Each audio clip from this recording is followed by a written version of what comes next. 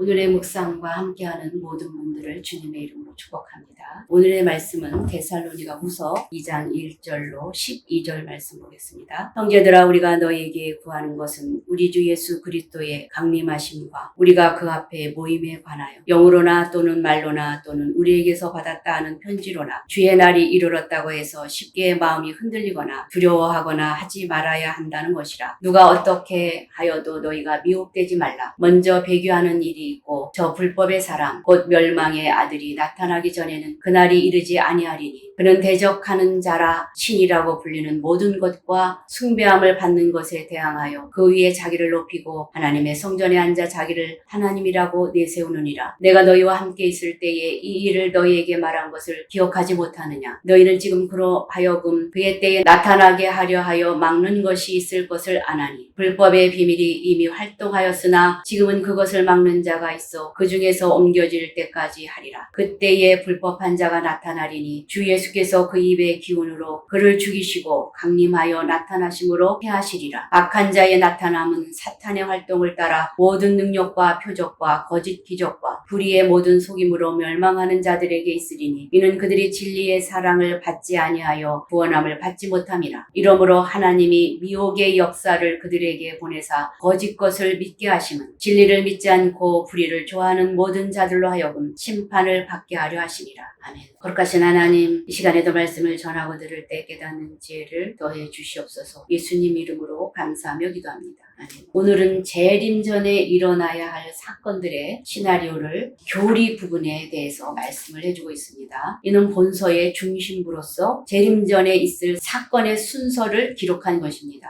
데살로니가 교회에는 재림을 대망하는 열기가 넘쳐 일부 광신자들 사이엔 재림이 이미 일어났다고 주장하며 가사를 돌보지 않고 무의도식하는 사람들이 있어서 바울은 잘못된 재림 주장을 바로잡기 위하여 본서를 기록하였습니다. 바울은 재림 전에 있을 사건들을 알려주므로 재림은 아직 일어나지 않았음을 보여주려고 했습니다. 먼저 서론적으로 문제를 제기하고 불법의 사람과 은밀한 역사, 이를 막는 자의 역사를 밝힌 후에 불법의 사람의 출현과 재림, 장차 멸망할 자들을 언급하는 내용들입니다. 1절을 보겠습니다.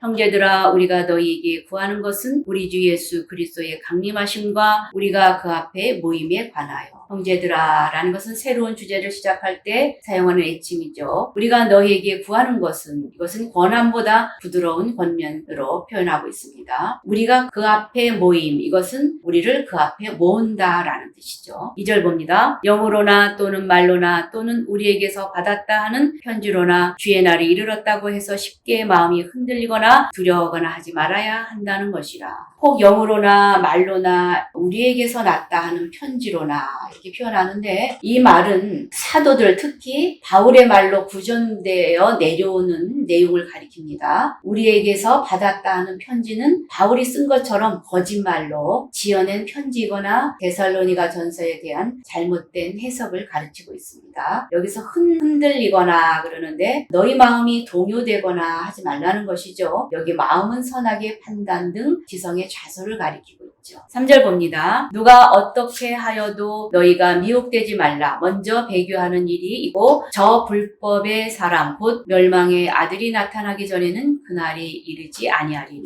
여기 누가 아무렇게 하여도 영으로나 말로나 바울에게서 받았다 하는 편지로나 재림이 이미 이루어졌다 하여도 믿지 말라는 것이죠. 미혹되지 말라 말합니다. 정확히는 미혹하지 못하도록 하라 말하죠. 배도하는 일이라는 것은 여기서 지금까지 믿던 도를 버리고 믿음을 포기한다는 뜻이죠. 예수님께서 재림의 징조로 이런 배교가 있을 것을 말씀하셨죠. 이는 불법의 사람의 활동이 이미 시작된 결과임을 말해줍니다.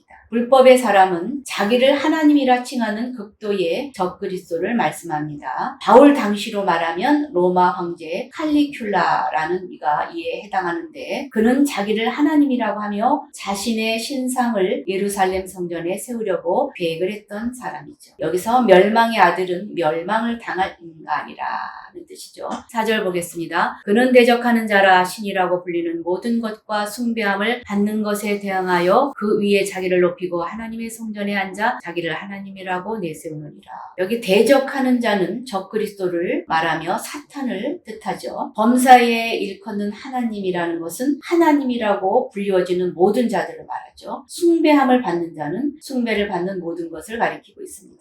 위에 뛰어나다 말하고 있는데 적그리스도는 자신을 참신이든 가짜신이든 그리고 숭배를 받는 모든 것 위에 자신을 두고 있습니다. 하나님 성전에 앉아 자기를 보여 하나님이라 하느니라. 이것은 실로 하늘 무서운 줄 모르는 참남한 행동이죠. 로마 황제 칼리굴라는 바로 이 일을 행하려 했던 것이죠. 이때가 바로 불법의 사람이 나타나는 때입니다. 5절 보겠습니다. 내가 너희와 함께 있을 때에 이 일을 너희에게 말한 것을 기억하지 못하느냐. 바울은 데살로니가 교인들에게 칼리굴라의 음모를 이야기하였음을 상기시켜주고 있습니다. 6절 너희는 지금 그러하여금 그의 때에 나타나게 하려 하여 막는 것이 있는 것을 아나니. 칼리굴라의 음모는 그 후 그의 그 신하에 의해서 그가 암살됨으로 이루어지지 못했음을 말합니다. 바울은 이를 저의 때가 아직 되지 않아서 막는 것이라 표현합니다. 그러므로 아직 불법의 사람은 나타나지 않게 되었으며 재림은 일어나지 않을 것을 말해주고 있습니다.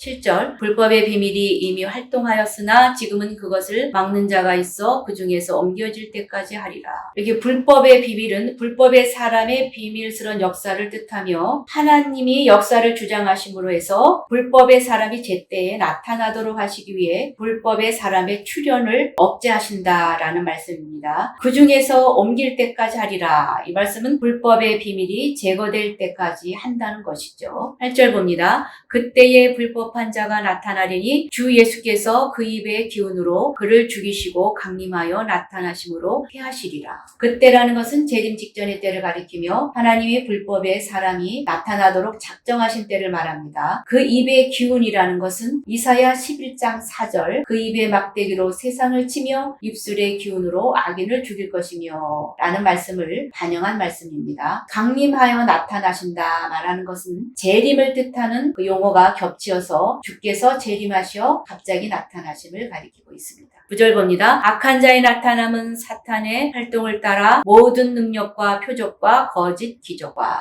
여기 악한 자의 임함은 악한 자는 원문에 없으며 문맥상 번역에 넣은 것인데 앞에 불법의 사람을 가리키고 있습니다. 사탄의 역사를 따라 이것은 불법의 사람 배후에는 사탄이 있다는 것이죠. 모든 능력과 표적과 거짓 기적, 이것은 사탄은 불법의 사람으로 하여금 능력과 기적을 행하게 하여 사람들을 미혹시키는 것입니다. 10절 봅니다. 불의의 모든 속임으로 멸망하는 자들에게 있으리니 이는 그들이 진리의 사랑을 받지 아니하여 구원함을 받지 못함이라.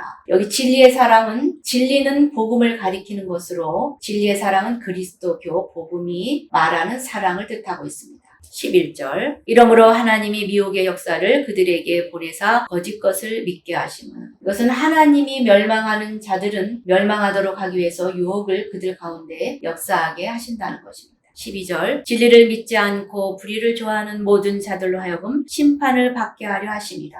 불신자들, 여기 진리를 믿지 않고 불의를 좋아하는 모든 자들은 불신자들을 가리킵니다. 오늘은 재림 전에 불법의 사람의 출현을 예언하는 내용을 살펴보았습니다. 기도하겠습니다. 마지막 때 여러 가지 일로 믿는 이들을 어렵게 하나 결코 흔들리지 말아야 할 것을 다시 한번 깨닫습니다. 그러므로 늘 주의 말씀 가운데 굳게 서게 도와주시옵소서. 예수님 이름으로 감사하며 기도합니다. 아멘.